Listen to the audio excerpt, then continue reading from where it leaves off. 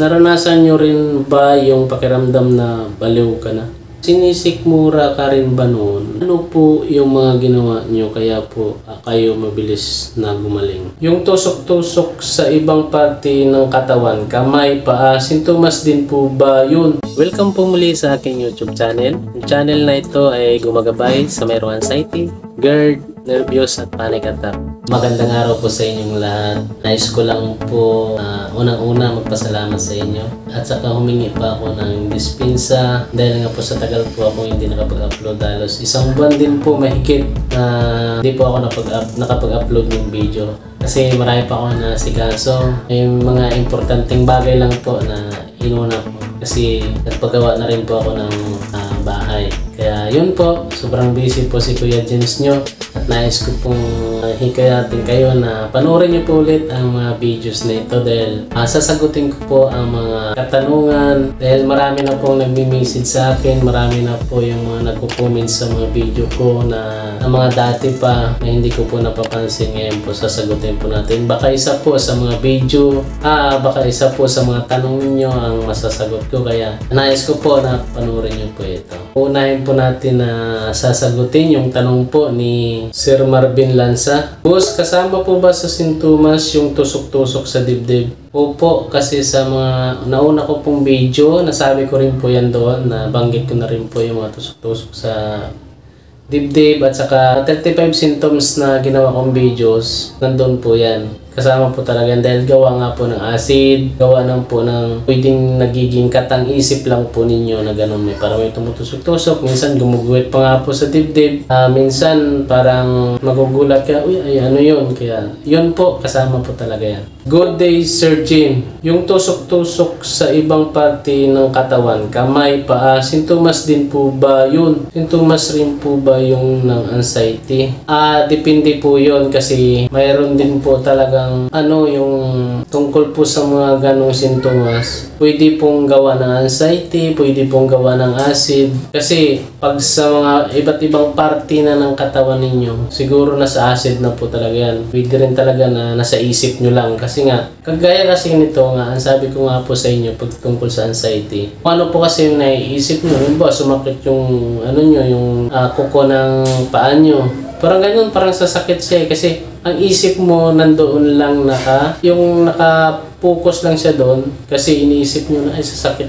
Kaya sa sasakit ng dibdib, pag iniisip nyo, sasakit ang dibdib, sasakit po talaga yan. May hilo, pag iniisip mo ganun, may hilo ka talaga. Pero alam mo kung bakit, madali lang po yan, kinokontrol lang po yung isip talaga. Pinag-aaralan kung paano po siya walain. Hindi yung pag may nararamdaman, aangal ka na kagad, maiirita ka na kagad, ano ba to, ganito lang, lagi-lagi kasi nga, sabi ko sa inyo, paulit-ulit na lang, ganun. Kasama po yan, baka dala sa acid o dala ng katang-isip nyo lang, ganun pa. Hello, good evening Kuya James. Anxiety po ba ang tawag sa feeling na bigla na lang nahihilo, tapos nagpapalpitate? Sa sobrang nervyos tumataas ang BP.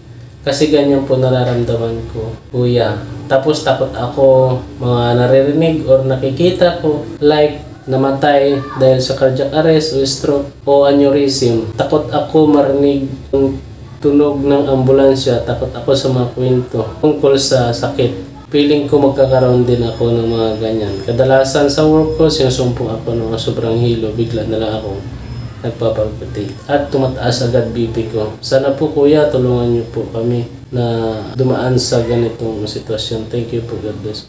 Maganda po itong tanong mo at saka napakahaba. Sa mga ganitong sa mga ganitong katanungan, marami po ako mga videos dyan na mga ginawa. Kaya hinimay-himay ko na po yan. Pwede nyo pong panoorin para mas magkaroon po kayo ng idea. Kasi pag ganito po kasi sinagot natin lahat ito, mahabang oras po, mahabang po ito, paliwanag. Kung gusto nyo po, ma'am, mister, pwede po kayo tumawag sa akin. Basta, ang oras lang po ng pagtawag, 10 AM hanggang 12 or 1 PM. Pwede po ako nun kasi nasa trabaho po ako niyan, pwede ko po kayong sagutin. Yun lang po ang free time ko. Ay, pasensya nga po pala sa mga sa ibang tumatawag sa akin, nagtitext, hindi ko po napapansin. Kung napapansin ko man, ang iba kasi sinasabi ko, tumawag na lang po kayo. Hindi naman po tumatawag, kaya ayun alangan naman po ako magbigay ng sa inyo. Ako po mag-adjust ng oras sa inyo. Hindi po yun, kasi sa dami nyo po, hindi ko kayo maisa-isa. Sa dami nyo pong nagtatanong, mayroon sa Messenger, mayroon sa number, mayroon sa nag-comment sa FB page, mayroon sa GC, mayroon sa dito sa comment section ng YouTube natin. Kaya hindi ko po kayo may isa-isa. Sorry po, asa hindi po nasasagot sa mga tumatawag. Pasensya po kayo. Yun lang po yun. Kaya ma'am, ito ang ko sa inyo. Lahat to nabanggit ko na po sa mga videos ko. Pwede nyo po panoorin yan. Sobrang dami nyo po yan. I-search nyo lang po Kuya James Vlog. Nandoon po lahat ng katanungan na yan. May mga videos na po yan na nakaseparate po. Kaya panoorin nyo na lang po para mas maintindihan nyo. Magkakaroon po kayo ng idea, magkakaroon kayo ng kalaman hanggang sa gumaling po kayo. Yun lang po. Kuya Jim, normal po ba sa may nervyos pagising sa umaga para wala lakas, katawan mo mahina, para masama pakiramdam? Opo. Normal po yun sa taong may nervyos. Ganon at ganon talaga yan kasi nga po, imbes na magsaya ka, hindi mo na magawa dahil doon ka sa may mga nararamdaman ka kasi may mga sintomas na lalabas sa katawan mo, nagre-react sa katawan mo, doon ka lang nakapokus. Kaya nga po, yung katawan mo parang walang lakas o wala ka sa mood. Isa rin yan kasi ang isip pag na-stress, nawawala sa focus, nawawala ka sa mood. Kaya yun nga po, talagang parang nanghihina ka, walang lakas. Paano ko malalampasan itong anxiety ko, Kuya James, kung inaatake lang ako pag wala sa tabi ko ang asawa ko? At paano ko magagawa na makapunta sa malayong lugar na hindi ako aatake ng panic attack at anxiety ko? Sana masagot, Kuya James, salamat po. Malalampasan mo po ito. Pero, idadaan po natin sa tamang proseso kasi hindi po kaagad-agad mawala pag anxiety. Yung mga takot kasi, dapat yan pinag-aaralan, nilalabanan. Kung takot ka sa isang bagay, takot ka umalis, sumakay, maligo, or anumang takot yan, napapag-aralan po dapat para maibsan po ang takot na inyo pong nararamdaman. Kasi takot lang yan Kasi ang totoo, wala pong mangyayari sa inyo. Takot ka makapunta sa mga malalayong lugar, ay hindi po imposible yun. Gawin nyo po yun. Unti-unti nyo po siyang gawin. Pag-aaralan nyo kung paano mo siya magawa na kahit medyo may takot, medyo may may pag-aalinlangan, pero kaya naman, ba't hindi mo susubukan? Ganun lang po yun. Subukan mo, try mo. Kasi kahit walang asawa mo, okay lang. Kaya mo yan. Mas maganda nga yun Kasi pag may nagkukumport sa'yo, parang matagal yung pagaling Dapat talaga, ikaw mismo ang gagawa ng paraan para makaya mo siya gawin. Kuya James, naranasan nyo rin ba yung pakiramdam na baliw ka na? Sa totoo, ito unahan kaagad kita. Sasagutin ko agad. Tatapusin ko agad yung tanong mo. Sa ganitong sakit kasi wala pong nababaliw. Ibang klase na po yun pag nababaliw. May sakit na po yun sa utak. Sa atin naman kasi, ito, masyado lang tayo advance mag-isip. Pinapangunahan na natin yung sarili natin. Kaya tayo nagkakaganon. Konti nga lang nararamdaman, iniisip mo may sakit ka ng malala. Hindi dapat ganon. Lagi dapat positive ka mag-isip. Hindi yung nag-iisip ka na para ka nang mababaliw. Hindi ka naman mababaliw. Naranasan ko yan para lang mababaliw. Pero hindi po kayo mababaliw. Yun po yun. Wala pong nababaliw sa anxiety sa totoo lang. Sa dami-dami kong nagiging member sa GC, mga followers ko nakaka-chat ako, nakakausap ako sa video call o di kaya sa number ko. Ganon din may mga katanungan din sila na ganon pero wala pong nabaliw sa tagal na. Ako nga hindi ako nabaliw samantala dati iniisip ko, akala ko mababaliw ako. Na ganon.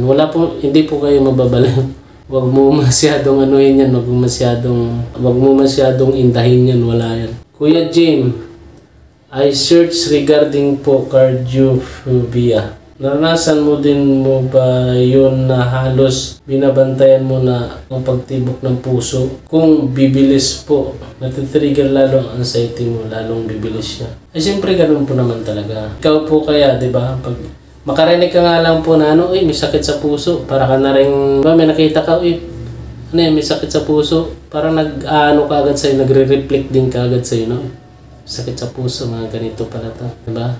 Ay tapos ngayon, ako halimbawa sa'yo, nahihirapan ka huminga. Tapos binabantayan mo yung pinapakiramdaman mo kasi yan eh. Ang isip mo doon lang nakatuon sa pakiramdam mo na. Kasi pag sakit sa puso, nahihirapan huminga. Laging napapagod. Marami kasing mga sintomas yan. Tapos ngayon isipin mo agad, may sakit ka sa puso. Binabantayan mo yung pakiramdam na ganun. Ay hindi po dapat. Kasi kung sinuri ka naman din ng doktor, dumaan ka sa ECG, dumaan ka sa 2D echo, kung normal, negative naman yung result, huwag ka matakot, wala kang sakit sa puso, isip mo lang yan, wala kang sakit sa puso. Sir James Tabuna, sana mapansin niyo po ako sir. Sige po. Kasama po ba sa sintomas ng anxiety yung feeling mawawalaan ka po ng hininga? Yung parang kapos po sa hangin, yung tipong pag huminga ka ng malalim parang kalahati na lang ng hininga mo yung nararamdaman. Salamat po sa sagot. Opo, ganun na ganun ako dati. Pares-pares po tayo na nararamdaman. Nawala lang din po yun, nawala din po ang nervyos ko. Halos lahat. Diba? Kapos ka na nga sa hininga, nag-iisip ka pa ng gusto, na-stress yung utak mo, mas lalo ka pong mahihirapan. Kaya lagi pag ganun nararamdaman, inhale, exhale, i-relax po yung sarili ninyo. At saka mag-focus po sa mga bagay na hindi po nakaka-apekto sa inyong pag-iisip. Yung mga masasayang bagay, yung nalilibang sarili mo, ganun po yun. Kaya mawawala ka sa focus na ganun sa mga iniisip mong mga negatives. Kuya James, paano nyo na-handle ang anxiety nyo noon? Sa ngayon, di ba maiwasan sa atin na kapag gumaling na, bumabalik talaga minsan. Kasi parang nasa tabi lang natin ang sakit. Oo, normal po yun kasi nasa isip po natin kasi yan. Nasa isip po natin lahat ng mga iniisip, lalo na tungkol sa mga sakit. Tungkol sa mga sakit, lalo na mga sakit na malalala. Yun po yun. Unang-una po, yung ito gumaling na tapos parang bumabalik. Hindi talaga mawala kasi nasa isip yan eh. Sa totoo lang sa akin, mayroon akong minsan na nararamdaman. Pero hindi yung nahihirapan ako, hindi yung parang minsan kasi parang yung normal lang talaga. Alam mo yung normal na nangyayari. Yung parang may kaba ka kaunti, may takot ka rin kaunti. Siyempre normal po yun. Imposible na walang takot yung tao. Mayroon ding nag-aalala. Diba? Normal po yun kasi kaya ganun talaga.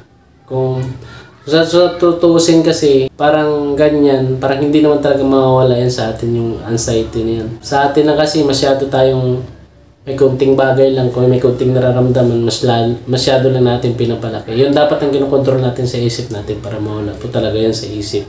Yun po yun. Hindi po hindi po bumabalik yan. Kusa talagang nakatatak na talaga sa isip natin yan. Pero ang sa atin kasi mas magandang na experience dyan. Naramdaman na natin yun, nangyari na sa atin yun. Kasi pag nagkataon na mayroong sintomas na bumalik, halimbawa may nahihilo ka lang, mag-isip ka na kada, anxiety ko na naman to, ano ba to? Nahihilo ako, baka i-blood na naman to, mga ganun kagad. Yun. Kaya minsan parang na bumabalik. Ganun nga po, madali lang naman yan, kukontrolin lang talaga ang pag-iisip. Kuya James Tosero, masama po ba uminom ng rifampicin, gamot sa baga? May anxiety, sana po mapansin. Thank you po.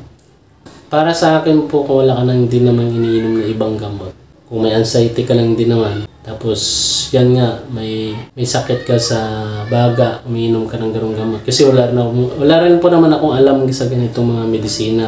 Pwede nyo pong inumin yan kasi advice ng doktor. At pwede nyo rin po itanong sa doktor ninyo kung may effect ba yan sa anxiety nyo. Normal yan. Kung tutuusin, hindi mo naramdam yung sakit mo sa baga. Yan, ang nararamdaman mo talaga, yung anxiety mo. Kasi nga po, nasa isip mo po yan. Ganun po yan. Bakit ako nahihilo pag dumarating si Ansing, boss? Alam mo kasi, mas nauna si Hilo bago si Ansing. Pag nahilo ka kasi, doon na umatake si Ansing, si anxiety. Di ba? Ikaw kaya, pag nahilo ka tapos kabahan ka, doon na, maninervyos ka na. Doon na si anxiety papasok. Hanggang sa lumala na siya, di ba? Mas nauna po si Hilo. Kasi si Hilo ay sintomas ng anxiety. Yun po yun. Kuya James, ano po magandang gawin para ma-relax ang utak ko at kumalma ang sikmura ko? At saka, paano po ako makatulog ng maganda? Ganito yan. Ang gagawin nyo po, ma-relax ang utak nyo. Lagi ka lang kumalma. Huwag kang mag-isip ng kung ano-ano. Huwag kang mag-isip na may sakit, na may malalakang sakit. Huwag kang mag-isip ng natatakot ka para ma-relax yung isip mo. Ibaling mo sa mga masasayang bagay, sa mga nakaraan mo na ikakabuti ng pag-iisip mo na nakaraan na mga nangyayari sa'yo. Yun ang isipin mo. Tsaka huwag mong indahin tong sakit na ganyan, anxiety, para ma-relax po kayo at kumalma. Tungkol naman po sa sikmura ninyo, ano ba yan? Sumasakit? O dala lang ng ano yan? Kasi kung sumasakit tapos baka sa ulcer, mga ganun. Uminom lang lagi ng maligamgam na tubig at saka mag-inhale, exhale lang. Ganun lang po yun. Tapos kung paano ako makatulog ng maganda. Alam mo kasi pag wala kang alalahanin, wala kang iniisip, wala kang iniinda na akala mo may sakit ka. Tapos laging relax yung isip mo, utak mo. Ayun talaga mapapansin mo na wala kang sakit. Di ba? Makakatulog ka. Magiging maayos po ang tulog mo. Ganun po yun. Para magiging maganda po ang tulog mo. Kasi kung matutulog ka pa nga lang, iniisip mo na, ay may sakit ako. Baka mamaya, magising pa kaya. Mga ganun, di ba? Hindi yun kailangan na paunahan mo, isip mo na matutulog ka na nga lang, mag-isip ka pa ng hindi maganda. Wala yun, hindi talaga ganda ang tulog mo na. Ganun po yun. Kuya James, part din po ba ng anxiety? Yung pangangalay ng batok hanggang ulo, papuntang noo po, tas mabigat din po minsan, parang inaantok lagi, mga mata at blurred. Opo, ito yung mga sintomas na kasama sa top 10 na talagang ang taong may anxiety ay mayroon po nito. Hindi lang yung may nervous lang. Pag nervous lang kasi hindi gaanong malala. Kaya ito, madali lang to. Sakit talaga ang batok, normal po sa may anxiety yan. Sa stress po yan. Huwag kayo mag-isip na high blood po kayo. Ito naman yung papuntang noo. Ganon din po ito talaga, sakit na ulo dahil sa stress. Tapos mabigat din po minsan. Parang inaantok lagi yung mga mata. Opo, kasi ang anxiety kasi kulang sa pahinga yan sa katawan.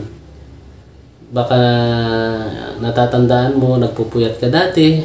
Depende po sa ng trabaho mo. Baka mamaya puyatan, pagod lagi, o di kaya stress, may mga pinagmulan, may mga pinanggagalingan yung pag-iisip mo ng gusto, kaya nahirapan kayo matulog, mga ganun. Kaya parang lagi kayong inaantok. Ako dati, lagi rin ako naman inaantok. Kaya kailangan pilitin mo makatulog sa tanghali, ganun ginagawa. Kuya James, ano po yung mga ginawa nyo kaya po kayo mabilis na gumaling? Ako po kasi mag 1 year na, pero nakakaranas pa rin po ako ng mga sintomas ng anxiety.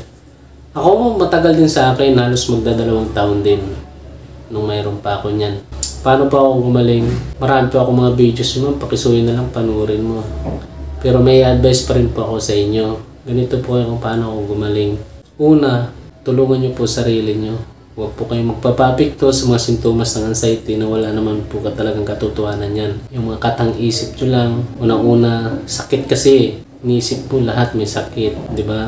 Huwag mong anuhin yun, huwag maintindihan kasi kung dumaan ka lang din naman sa ng mga doktor, kung may mga request sa inyo na kung ano-ano, kung nagpa-check up po kayo, tapos normal ang result, anxiety po yan. Kaya yun, tulungan mo na sarili. Alam mo na, magkaroon ka na ng idea, panoorin mo mga video na to.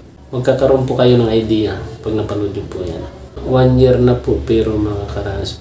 Pa po to sa inyo, medyo hindi po ganong katagalan. Ang iba nga umabot 15 years, pero wag mo na antayin na ganun. May 20 years pa nga eh. May iba naman batang-bata pa may anxiety na. Kaya wag mo nang antayin na umabot pa ng mga ganong taon. Dapat ngayon pa lang mapapanood mo mga videos na ito, magkakaroon ka na ng idea.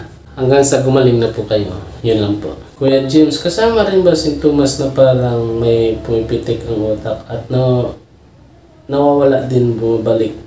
Mawala din bumabalik minsan. Opo, kasama talaga yan sa stress yan. Sa masyadong mong pag-iisip yan. Kaya kailangan, wag mo masyado itong pansinin. Wag mo masyadong indahin para mawala na po yan. Wala yan, hindi napakadelikado yan. Maraming mga sintomas na mas matindi pa. Kuya, sinisikmura ka rin ba noon? Opo, Grabing sikmura ko, lalo na pag umaga, maliligo ako, parang suka-suka ako niya, may mga lumalabas na mga laway, pasintabi po sa mga kumakain, may lumalabas na, parang likido yan ang sinasabi nila dyan paliwanag po. Kaya yun, kasama po talaga yun, sinisikmura. Kuya, sumasakit din ba gums or ngipin mo nung may acid at anxiety ka pa? Depende po ito. Kasi kung sa totoo lang, hindi na po ito kasama sa mga sintomas ng anxiety. Mga sakit sa ngipin or gums. Magmumog ka lang ng tubig na mayroong asin. Tubig na maligamgam mayroong asin. Kuya James, part po ba ng anxiety yung bigla-bigla na lang parang matutumba at feeling mo parang dinuduyan at parang lumilindol? Opo, kasama talaga ito sa sa sintomas ng mga anxiety. Ito ang matagal na nawala sa akin, yung parang nahihilo ako na parang naduduyan, yung parang matutumba. Yun po ang tagal na nawala sa akin. Yun po yung huling nawala. Kasama po yan. Kuya James, nakaramdam din po ba kayo ng paninigas po yung panga ninyo?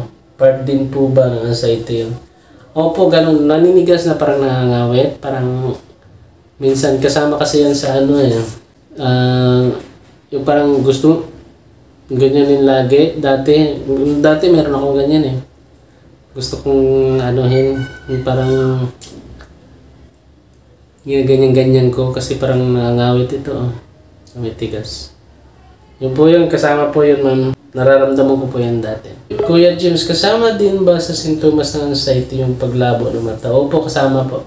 Akala ko nga dati may sakit ako sa mata Nagpasalamin ako nagpatingin talaga ako sa opta. Kasi parang nalalabo. Kasama po yan. Normal naman po lahat. Hanggang sa nawala lang din naman. Yun natapos natin ang mga katanungan. Maraming pong salamat sa inyo. Naway, huwag niyo pong kalimot mag-like, mag-share, mag-subscribe. At saka kung may katanungan po kayo, i-comment niyo po dyan sa ating comment section.